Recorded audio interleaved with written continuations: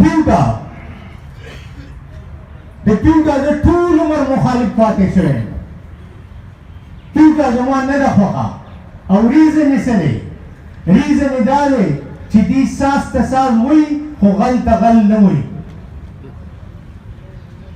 غل ته به غل وایي چې ساز ته ساز وایي او غل ته غل نه وایي نو د ساز او د غل تمیز څه شو تاسو دا کومې لبې چې ستاسو مخالفین وکړئ دا درته یقین سره وایم چې ووټ به تاسو ګټئ ووټ به ګټئ 15 کاله پورې به وګټئ 10 کاله پورې به وګټئ خو چې تر څو پورې غل ته غل نه دي ویلي وړونه نشئ ګټلی ووټونه به ګټئ خو وړونه به نه ګټئ جمیل خان امداد خان پل مالک خان او تاسو ټولو دا زموږ شریکه اداره ده دې کې چې یو کس هم غل دی هغه د ټولې ادارې دشمن دی هغه قوم دشمن دی پکار دي چې موږ په دې خفه نه شو که موږ ته څوک نصیحت وکړي یا رانه اواز راکړي تاسو ته پته ده چې د انصاف د مظلوم ضرورت نه دی انصاف د مظلوم ضرورت نه دی د مظلوم نه خو تا 10 روپۍ واغستې پټې دې کړې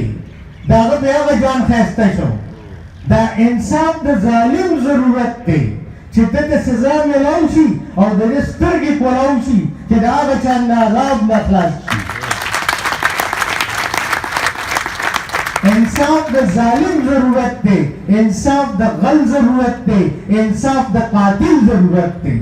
قاتل که دلته قتل شي نو ځان ته سزا کمه کړه خو که قتل نه شو او دغسې لره هغه تر قیامته پورې د بخښنې او تر اخره پورې ابده پورې د بخښنې چانس یې نشته نو پیوټا له پکار دي سیاست وشو تر اوسه پورې وشو اوس پکار دي چې د زړونو سیاست وکړي زړونه د خلکو والی او زړونه به هغې اخلی چې د اخلاص سره د ایماندارۍ باندې د دې ادارې خدمت وشي که هغه زموږ خپل ملګري او که پردي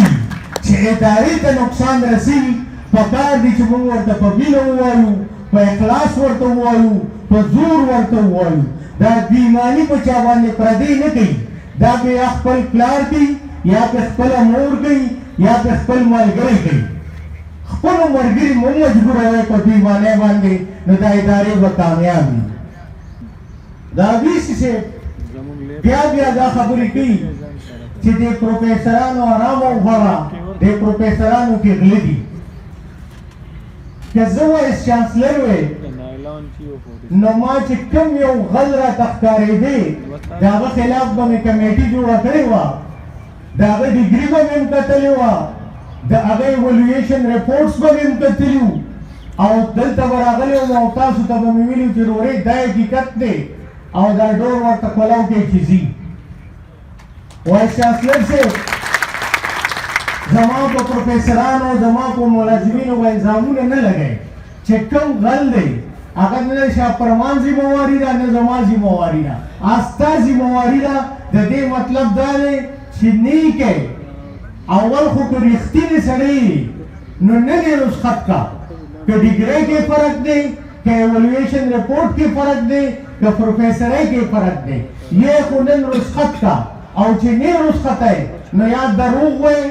یا یریږي او یا په خپله در کې فرق دی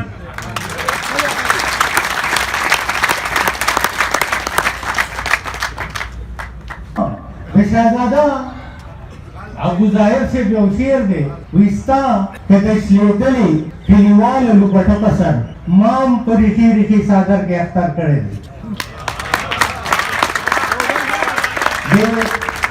کومې اوازې چې ستاسو د یونیورسټۍ باره کې په بهر کوڅو کې راځي هغه د مارل کرپشن دي زما خویندې هم دلته ناستې دي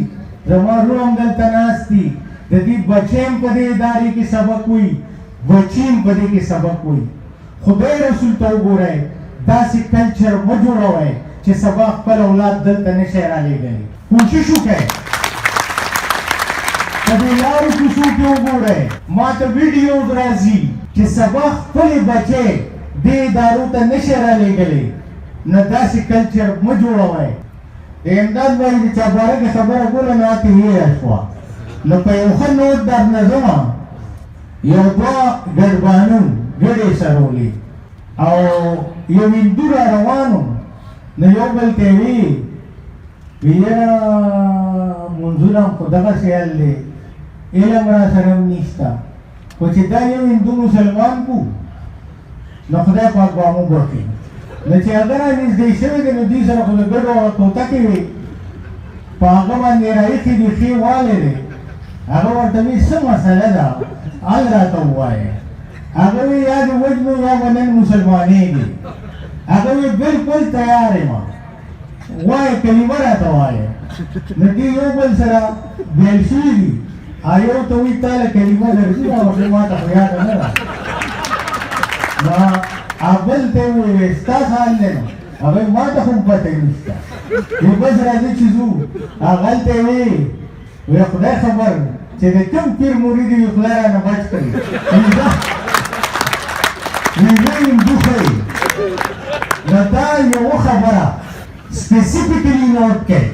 زه د هر چا مخالفت کوم، خو چې زړه کې سوچ وکړم چې آیا دا سړی کوم کار کوي زه د ده نه ښه دا کولی شم که ښې ته نه شم کولی، پکار دي چې زه بیا هغه سپورټ کړم،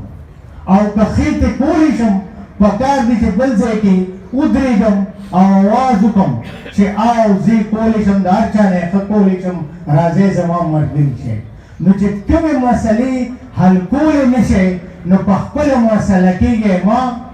روڼونه شئ د بهر نه، د هزارې نه، د ډېرو نه. چې یو ماشوم راشي او هغه تاسو ته د کلرک په کړکۍ کې ودرېږي او ستاسو د تندي پولو ته وګوري، نو هغه ته د پېښور یونیورسټۍ امیج ښکاره شي. هر یو کس د دې ادارې شوکیس دی، د دې ادارې. که ستاسو تندی سم و نو د ادارې تندی سم دی، او که ستاسو تندی بدرنګ و نو د ادارې